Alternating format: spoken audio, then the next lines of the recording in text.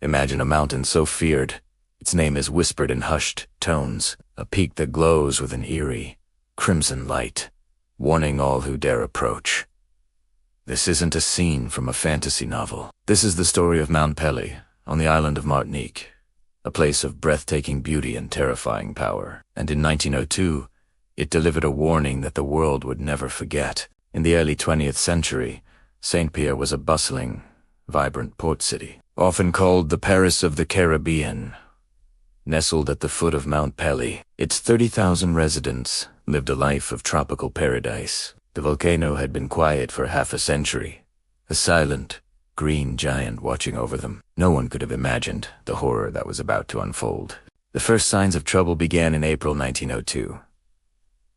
The mountains started to rumble. Fumaroles, vents releasing volcanic gas and steam, opened up on its slopes, spewing sulfurous clouds that choked the air and settled like a yellow shroud over the city. Ash began to fall, a gentle dusting at first, then a persistent gray rain that covered everything. It was an inconvenience, a nuisance, but surely not a sign of imminent doom. The local newspaper even joked about it, suggesting the ash could be sold as a cleaning powder. But the mountain's warnings grew more urgent. The crater lake at the summit, known as Itang Sek, began to boil. Tremors shook the ground with increasing frequency and violence. Animals grew frantic. A massive swarm of ants and centipedes, driven from their homes on the mountainside, invaded Saint-Pierre, a biblical plague that sent people screaming into the streets. Then came the snakes. Large, bonomos, ferdilance, snakes,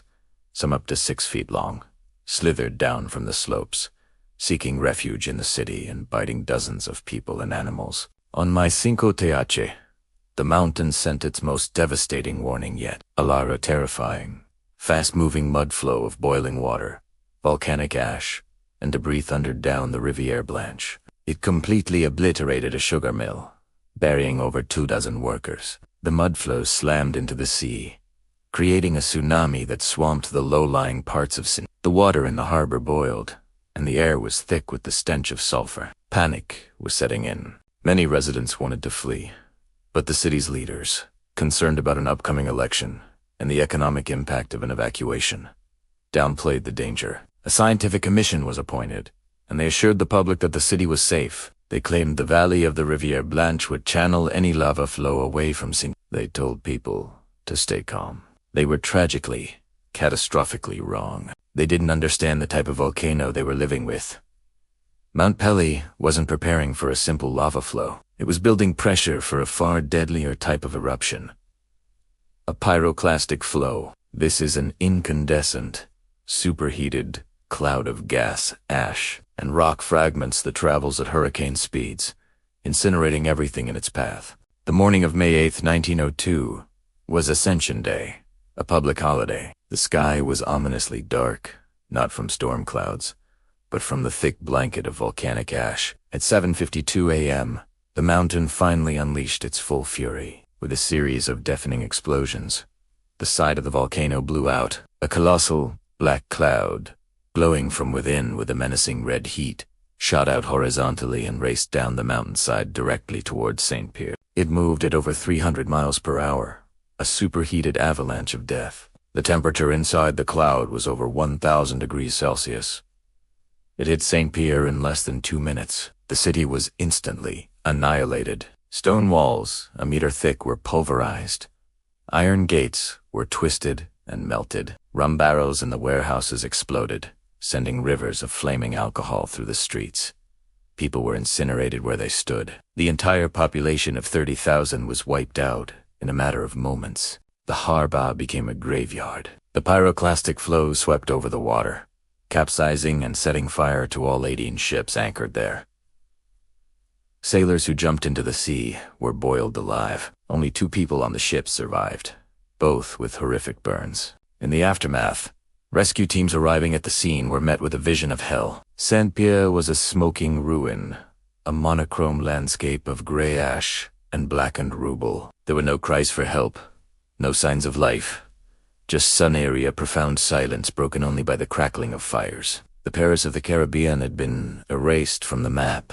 For days, It was believed there were no survivors within the city itself. But then, a faint cry was heard from the ruins of the prison. Rescuers dug through the rubble and found a man, alive. His name was Lodger Silberus, a 27-year-old manual laborer who had been thrown in solitary confinement for a drunken brawl the night before the eruption. His cell was a small, stone dungeon, partially underground, with no windows, only a narrow grating in the door. This crude, tomb-like structure had acted as a makeshift bomb shelter. When the pyroclastic flow hit, superheated gas and fine ash poured through the door grating. Lujor was horribly burned on his back, arms, and legs. He described the experience as if he was on fire, a sudden, unbearable heat that lasted only a moment, but felt like an eternity. For 4 days he survived in darkness, in agony from his burns, with no food or water,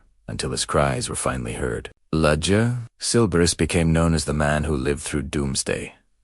His incredible survival story made him a celebrity. After he recovered, he was pardoned for his crimes, and even joined Barnum and Bailey's circus, where he would tour the world, recounting his terrifying experience from a replica of his prison cell. There was another supposed survivor, a young girl named Haviva Frau, who claimed she escaped by taking a boat to a cave down the coast. Her story is debated by historians, but Lodger's is undisputed. He was the lone witness from within the city walls to the apocalypse that day. The 1902 eruption of Mount Pelly was a turning point for volcanology. It introduced the world to the terrifying power of the pyroclastic flow, a phenomenon that scientists had not fully understood before. The event led to the establishment of the world's second volcano observatory, right there on Martinique, dedicated to studying and monitoring these sleeping giants. Today, Saint-Pierre has been partially rebuilt.